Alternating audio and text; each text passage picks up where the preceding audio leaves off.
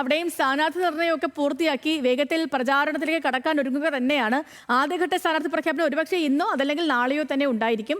50 മണ്ഡലങ്ങളിലെ പേരുകൾ ആദ്യഘട്ടത്തിൽ പ്രഖ്യാപിക്കും. സീറ്റ് വിഭജനം പൂർത്തിയാകാത്തതിൽ NDAയിൽ അതൃപ്തി നിലനിൽക്കുന്നുമുണ്ട്. പ്രസാദ് ഉടുമ്പശ്ശേരി വിവരങ്ങളുമായി ചേരുന്നുണ്ട്. Prasad, good morning. കഴിഞ്ഞ നിയമസഭാ തിരഞ്ഞെടുപ്പുകളിലെ ഒരു രീതിയല്ല ഇനിയിപ്പം BJPക്കും NDAയ്ക്കും ഒക്കെ ഉള്ളത്. കാരണം തദ്ദേശ തിരഞ്ഞെടുപ്പിലും അതേപോലെ തന്നെ പൊതുമണ്ഡലത്തിലുമൊക്കെ അത്യാവശ്യം BJPയെ സ്വീകരിച്ച് തുടങ്ങിയിട്ടുണ്ട് നാട്. അപ്പം അതുകൊണ്ട് ഈ നിയമസഭാ തിരഞ്ഞെടുപ്പ് BJPയെ സംബന്ധിച്ച് കുറച്ചധികം നിർണായകമാണ്. 19 പേരടങ്ങിയ ഒരു പട്ടിക, അതായത് സംസ്ഥാന നേതാക്കൾ അടക്കം ഇടം പിടിച്ച 19 പേരടങ്ങിയ ഒരു പട്ടിക അത് അംഗീകരിച്ചു, അത് കൈവശമുണ്ട്. തിരഞ്ഞെടുപ്പ് പ്രഖ്യാപിച്ചാൽ ഉടനെ പ്രഖ്യാപിക്കുമെന്നായിരുന്നു കുറച്ച് ദിവസങ്ങൾക്ക് മുൻപ് പോലും BJP നേതാക്കൾ മാധ്യമങ്ങളോട് പറഞ്ഞിരുന്നത്. പക്ഷേ ഇന്നലെ സ്ഥാനാർത്ഥി പ്രഖ്യാപനം ഒന്നും BJPയുടെ ഭാഗത്തുനിന്ന് കണ്ടില്ല. ഇന്നിപ്പോൾ പ്രതീക്ഷിക്കണമോ? ഈ സ്ഥാനാർത്ഥി നിർണയ ചർച്ചകളൊക്കെ പൂർത്തിയായി കഴിഞ്ഞോ? NDAയ്ക്കുള്ളിൽ നിലനിൽക്കുന്ന അതൃപ്തിക്കുള്ള കാരണം എന്താണ് പ്രസാദ്?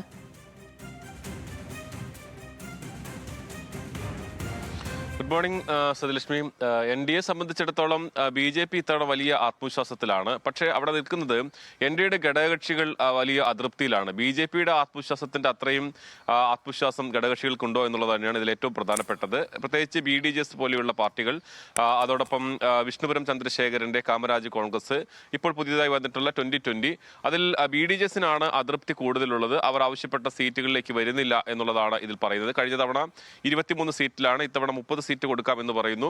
അതോടൊപ്പം വിഷ്ണുപുരം ചന്ദ്രശേഖരന്റെ കാമരാജ് കോൺഗ്രസിനെ സംബന്ധിച്ചിടത്തോളം ആണെങ്കിൽ അവരാവശ്യപ്പെട്ട സീറ്റ് നൽകുന്നതിലും ഇതുവരെയും ധാരണയാക്കിയിട്ടില്ല എന്നുള്ളതാണ് പറയുന്നത്. അദ്ദേഹം തന്നെ ഇന്നലെ നടത്തിയ ഒരു പ്രതികരണം, ഞങ്ങൾ BJPക്ക് വോട്ട് ചെയ്യുന്ന ഒരു ആൾക്കൂട്ടമായി മാത്രമാണ് BJP ഞങ്ങളെ കാണുന്നത് എന്നുള്ളതാണ്. എന്തായാലും ആ പ്രശ്നം ഒരു 2 ദിവസത്തിനകം പരിഹരിക്കുമെന്ന് നമുക്ക് പ്രതീക്ഷിക്കാം. BJPയിലേക്ക് വന്നു കഴിഞ്ഞാൽ അവരുടെ സ്ഥാനാർത്ഥി നിർണ്ണയവുമായി ബന്ധപ്പെട്ടുകൊണ്ടുള്ള ആദ്യഘട്ട പട്ടിക ഇന്നോ നാളെയോ പുറത്തിറക്കും എന്ന് തന്നെയാണ് കരുതുന്നത്. അതിൽ പ്രധാനപ്പെട്ട നേതാക്കളെല്ലാം സംസ്ഥാന അധ്യക്ഷൻ രാജീവ് ചന്ദ്രശേഖരൻ, മുൻ അധ്യക്ഷന്മാരായ K സുരേന്ദ്രൻ, V മുരളീധരൻ ഉൾപ്പെടെയുള്ള ആളുകൾ മത്സരിക്കുന്ന മണ്ഡലങ്ങളിലൊക്കെ ആ പേരുകൾ ഉണ്ടാകും എന്നുള്ളതാണ്.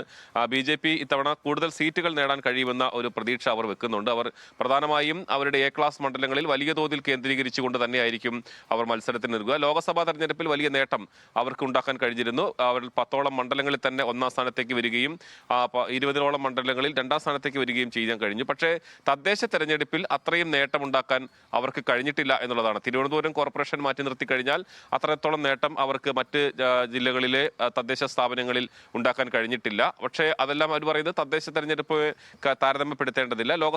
ലോക്സഭാ തെരഞ്ഞെടുപ്പുമായി ബന്ധപ്പെട്ടുകൊണ്ടുള്ള ആ ഒരു നേട്ടം അത് ഇത്തവണ നിയമസഭാ തെരഞ്ഞെടുപ്പിൽ ആവർത്തിക്കാൻ കഴിയും എന്നുള്ളത് തന്നെയാണ് കരുതുന്നത്. എന്തായാലും V മുരളീധരൻ ഉൾപ്പെടെയുള്ള ആളുകളുടെ പേര് ഇന്നോ നാളെയോ ആയിട്ടുള്ള സ്ഥാനാർത്ഥി പട്ടിക വരുമെന്ന് തന്നെയാണ് കരുതുന്നത്. അതിൽ ഏറ്റവും പ്രധാനപ്പെട്ടത് അവരുടെ ഘടകകക്ഷികൾക്ക് നൽകുന്ന സീറ്റിൽ ധാരണയുണ്ടാക്കുക എന്നുള്ളതാണ്.